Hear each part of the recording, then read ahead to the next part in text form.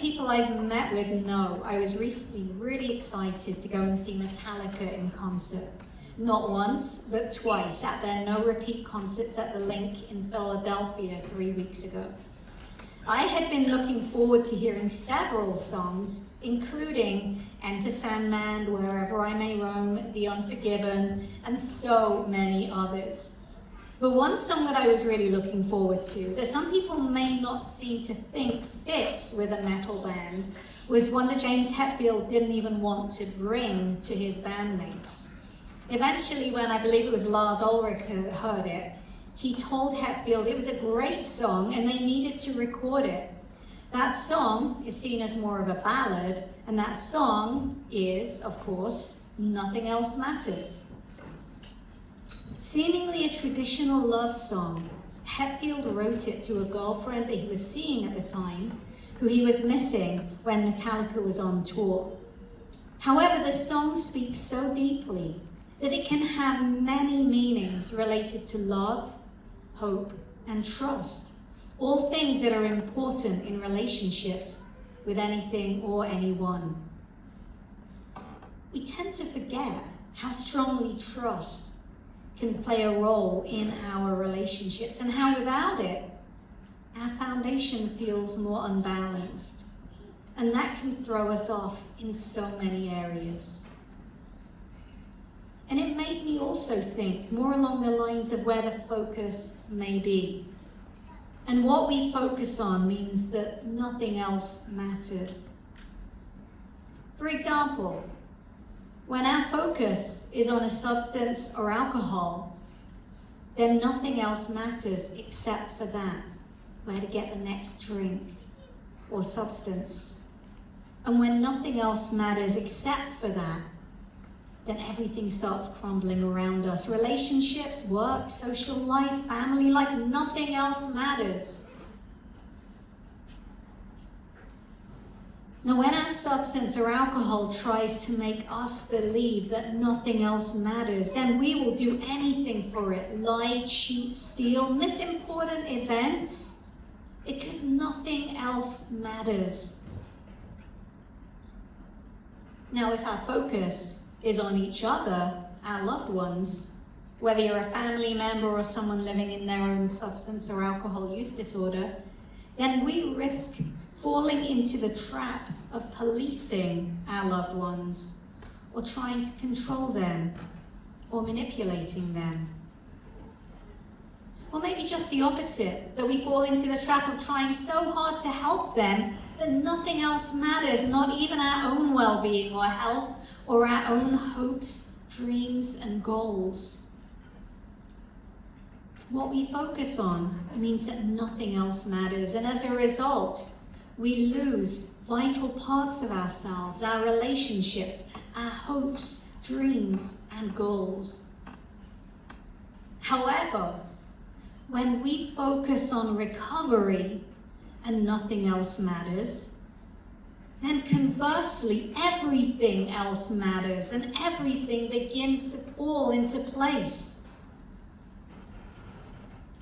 When we can healthily focus on ourselves and our own needs, such as self-awareness, healthy boundary setting, and learning how to love ourselves, then we will begin to find that over time our relationships with ourselves and each other will begin to improve. And I want to add that this isn't just for those who are in treatment or our alumni. This is also for family members. Let's face it, you probably realize this already, but you have been hurt by your loved one. Maybe they lied to you and trust has been lost. Maybe they just weren't there when they needed to be. And as a result, you may know what they need to do to change, but it's important to also recognize that no matter what they do, it won't be enough until you feel you can trust them. And so over time, you may scrutinize them, tell them what you may want them to do, and because your focus is on them, then nothing else matters, not even your own woundedness.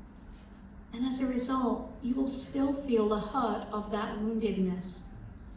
that will continue to drive a wedge between you and your loved one.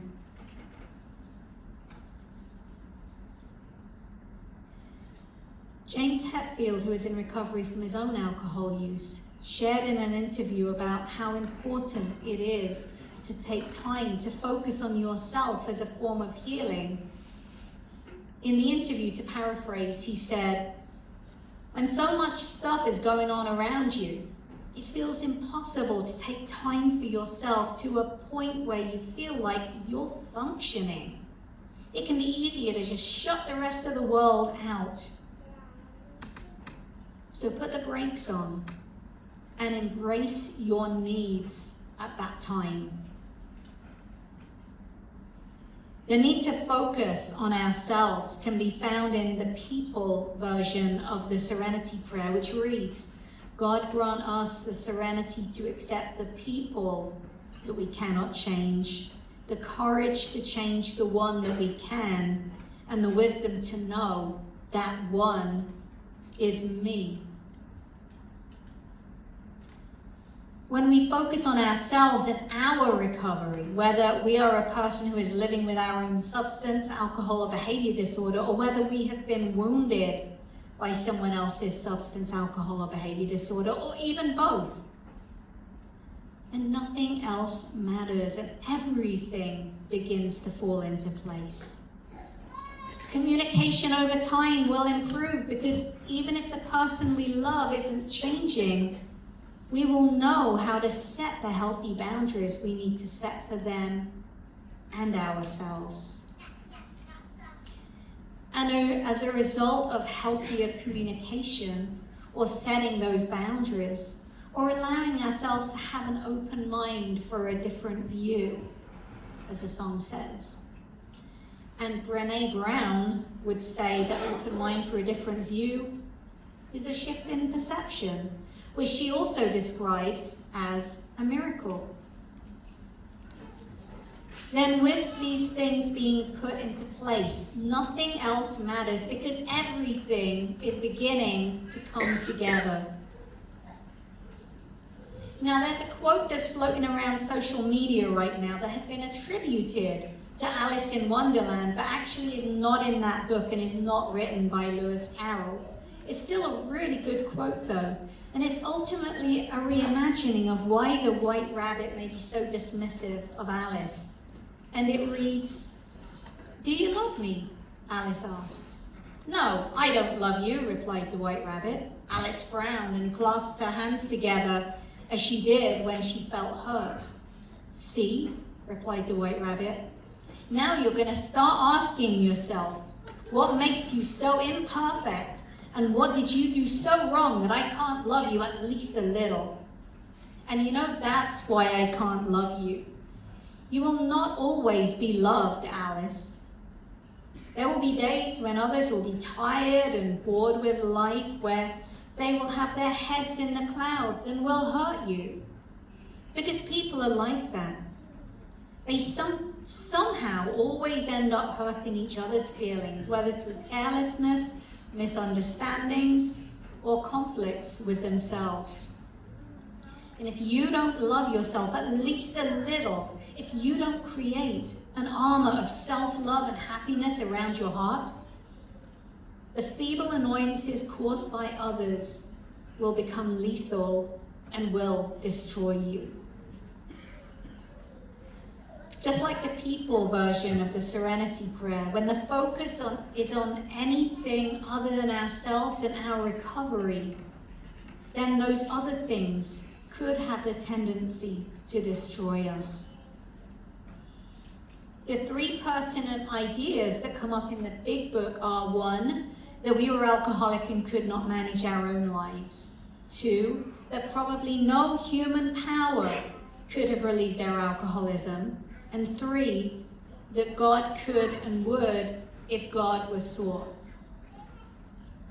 Point 2 reads that no human power can relieve our alcohol use.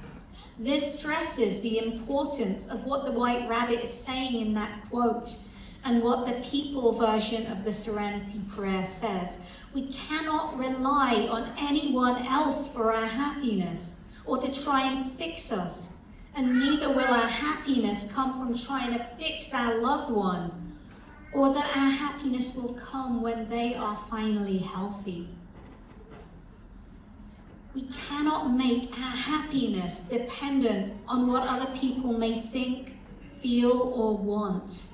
Once more, there will be days when others will be tired and bored with life, will have their heads in the clouds, and will hurt you, because people are like that. They somehow always end up hurting each other's feelings, whether through carelessness, misunderstandings, or conflicts with themselves. And if you don't love yourself at least a little, if you don't create an armor of self-love and happiness around your heart, the feeble annoyances caused by others will become lethal and will destroy you. When we put an armor of self-love on and focus on ourselves and the changes that we can make in our lives, in ourselves, and the healing that needs to be done, then we can begin to find a peace and a trust, maybe not in each other yet, but in ourselves. When we discover a deeper relationship and love for ourselves, that will make us care much more strongly about ourselves and in turn about each other in a way that may feel healthily vulnerable, new, and different. So let's look at the song. When a person is coming around to the idea that they need help, whether a loved one or a family or a friend, we know that we can't do this on our own because we tried to. Many people try to do this on their own. And you know what? As a result, we may feel that we're so close, no matter how far.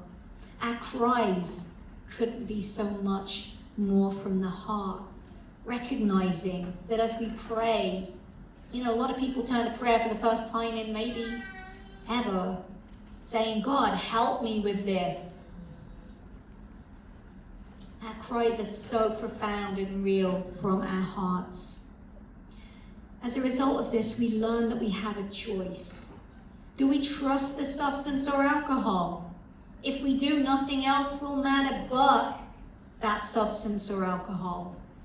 And it will lead to a destructive force for ourselves, also for our loved ones, for our relationships, work, and all other areas of our lives.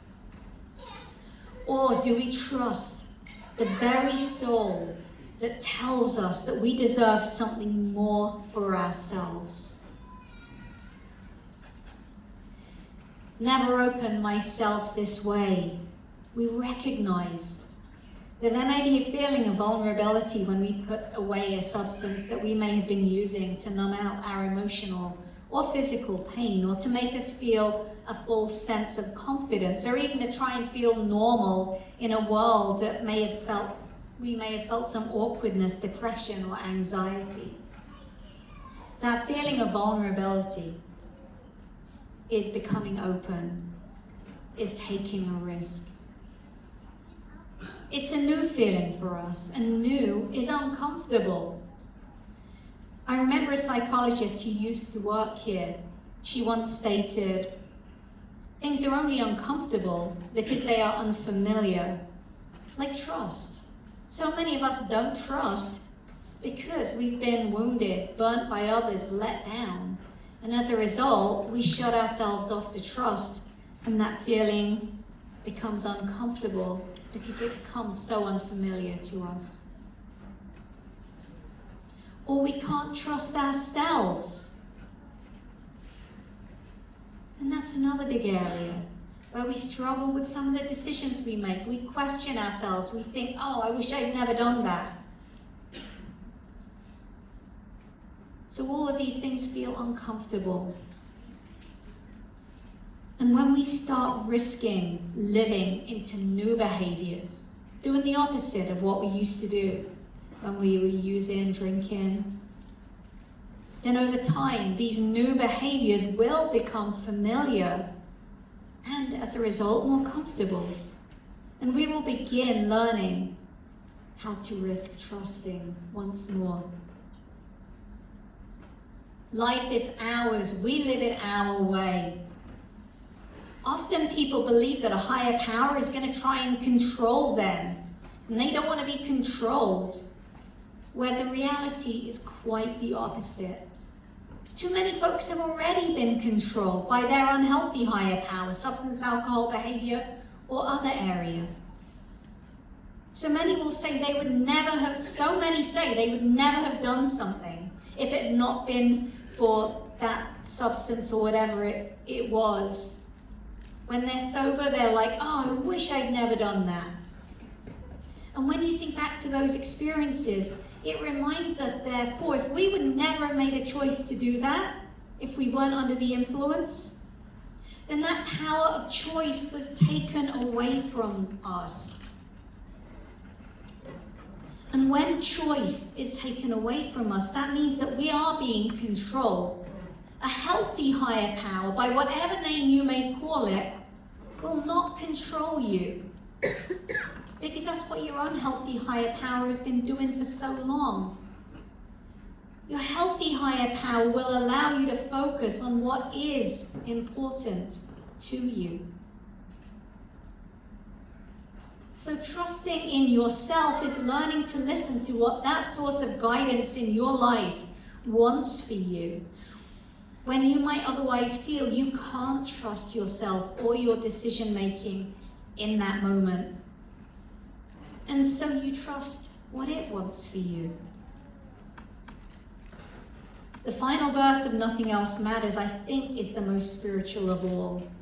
Trust I seek and I find in you. Every day for us, something new. Open mind for a different view. And nothing else matters.